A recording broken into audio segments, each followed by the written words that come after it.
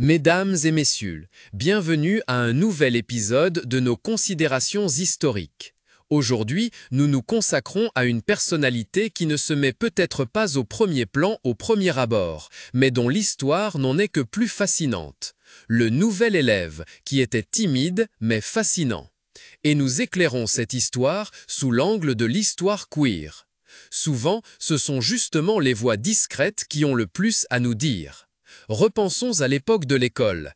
Il y avait toujours ce nouveau garçon ou cette nouvelle fille qui au début se tenait un peu à l'écart. Timide, réservé, peut-être même un peu anxieux. Mais c'est précisément cette réserve qui recèle souvent une personnalité profonde et complexe, une histoire qui ne demande qu'à être découverte.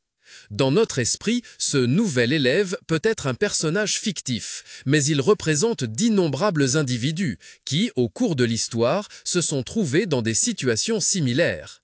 Et si nous considérons ce nouvel élève sous l'angle de l'histoire gay, d'autres dimensions s'ouvrent encore. L'histoire gay, ce n'est pas seulement l'histoire de la discrimination et de la persécution, c'est aussi une histoire de courage, de résistance, de créativité et de quête d'identité et d'appartenance. Et c'est une histoire qui s'est souvent déroulée en secret, entre les lignes, dans des gestes suggérés et des regards furtifs. Imaginons donc que notre nouvel élève arrive dans une classe où l'homosexualité est un tabou, ou du moins n'est pas ouvertement abordée. Peut-être dans les années 60, ou même avant, lorsque les lois étaient encore nettement plus restrictives. Il sent qu'il est différent, qu'il est attiré par les garçons, mais il ne sait pas comment gérer cela. La peur du rejet, de l'exclusion et même des conséquences juridiques est omniprésente. Ce conflit intérieur peut encore renforcer sa timidité. Il observe comment les autres se comportent, comment ils interagissent et essaie de s'adapter pour ne pas se faire remarquer. Mais c'est un exercice d'équilibriste, car il ne veut pas non plus se travestir. Il veut être lui-même, mais il ne sait pas encore comment cela peut être possible dans cet environnement. Ce qui le rend fascinant, c'est sa sensibilité, son sens de l'observation et sa capacité à voir le monde d'une manière tout à fait personnelle. Il est peut-être particulièrement créatif, a une fibre artistique prononcée ou un intérêt profond pour la littérature et la musique. Ces intérêts lui offrent d'une part un refuge, mais d'autre part aussi une possibilité de s'exprimer, même si ce n'est qu'indirectement. Peut-être trouvera-t-il dans un autre élève un confident, quelqu'un qui le comprend sans qu'il ait besoin de beaucoup parler. Une amitié platonique, mais qui va plus loin que ce que l'on voit de l'extérieur. Un lien basé sur le respect et la compréhension mutuelle et qui lui apporte un soutien dans une période difficile. Il est important de souligner que les expériences des personnes homosexuelles ont été très différentes au cours de l'histoire.